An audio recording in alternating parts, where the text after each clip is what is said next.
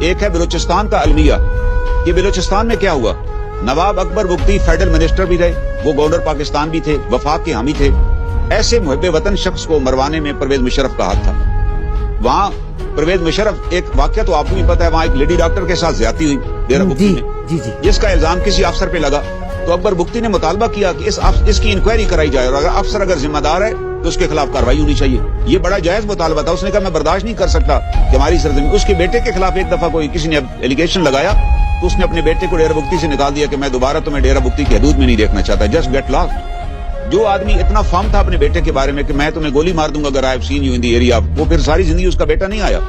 تو وہ بڑا پرنسپل بندہ تھا. اس نے کہا یہ انکوائری کرائیں. تو مشرف صاحب نے کوئی انکوائری نہیں کرائی.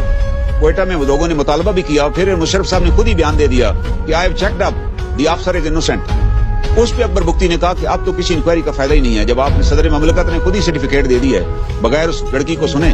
اور الٹیمیٹلی وہ لیڈی ڈاکٹر کو پاکستان کی چھوڑ کے پھر باہر جانا پڑا, اپنے میاں کے ساتھ وہ پاکستان چھوڑ کے چلی گئی. یہ وہ وجہ نزاع بنی اکبر بگٹی, اور ظاہر ہے وہ اس کا سٹینس واز ویری ویلڈ. اگر انکوائری ہوتی, افسر اگر بے گناہ ہوتا تو بات ختم ہو جاتی, افسر کو جرم ثابت ہو جاتا تو افسر کے خلاف فوجی کارروائی کرنی تھی.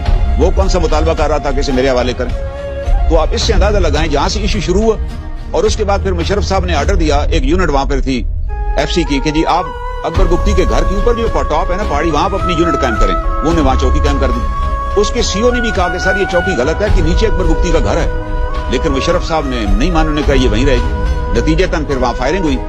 تو یہ واقعہ بھی چودھری شجاعت حسین صاحب نے اپنی کتاب میں لکھا ہے, میں وہ بھی آپ کو پڑھ کے سناتا ہوں. وہ کہتے ہیں کہ جی میں جب یہ حالات خراب ہو گئے اور اکبر بگٹی پھر وہاں سے مجھے بھیجا گیا کہ میں اکبر بگٹی سے جا کر میں بات کروں, تو میں جا کر اکبر بگٹی صاحب سے ملا. اس وقت اکبر بگٹی اپنے گھر پر ہی تھے. انہوں نے مجھے دکھایا ان کے گھر کے سین کے اندر ایک بہت بڑا گڑھا تھا کہ یہ میرے گھر کے اندر راکٹ لانچر مارا گیا ہے, اور یہ دیکھیں میرے گھر کی بے پردگی اوپر سے ہو رہی ہے, اور میں برداشت نہیں کر سکتا کہ میرے گھر کے اوپر چوکی بنائی جائے.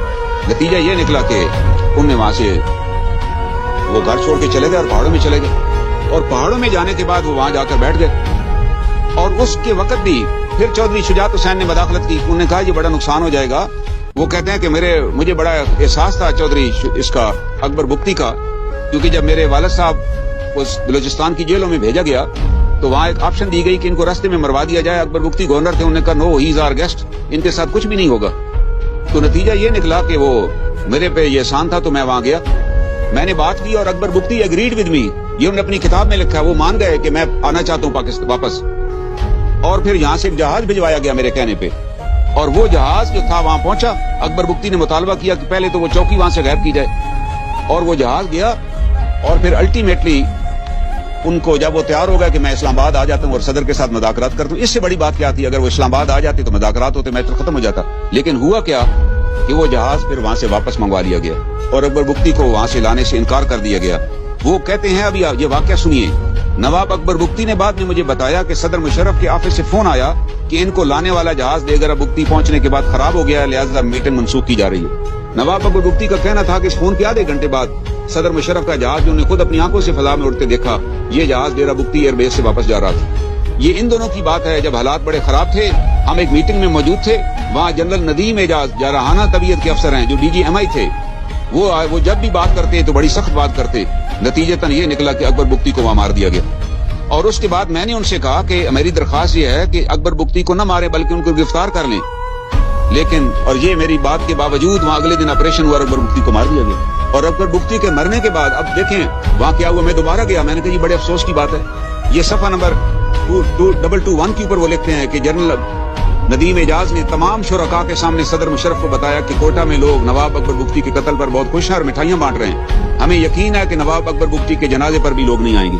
یہ انہوں نے کہا, اور صدر صاحب مان گئے. اب میں نے یہ بات سن کر ان کو کہا کہ میں ایک بات پنجابی میں کرنا چاہتا ہوں. تو جنرل صاحب نے کہا بتائیے. میں نے کہا جی محمد بخش صاحب نے کہا تھا کہ دشمن مرے تو خوشی نہ کریے, سجنا بھی مر جانا. تو مشرف صاحب نے کہا کہ مجھے بات آپ کی سمجھ آ گئی ہے, لیکن آپ دیکھیے. اور پھر جنازے کی بات آئی تو میں نے کہا جی جنازہ اس کا ہونا چاہیے, اس کو جنازہ کرنے دیں. تو مشرف صاحب نے کہا جی آپ کو پھر بھیج دیتے ہیں, آپ جنازہ اٹینڈ کرائیں اس کو. تو لوگوں نے کہا جی آپ ان کو کیوں مروانا چاہتے ہیں. پھر نواب اکبر بگٹی کی لاش بھی اس کی فیملی کو نہ دی گئی, لاش بھی نہ دی گئی, اور ایک باکس میں ان کی لاش باندھ کر کے تالا لگا کے دے دی گئی.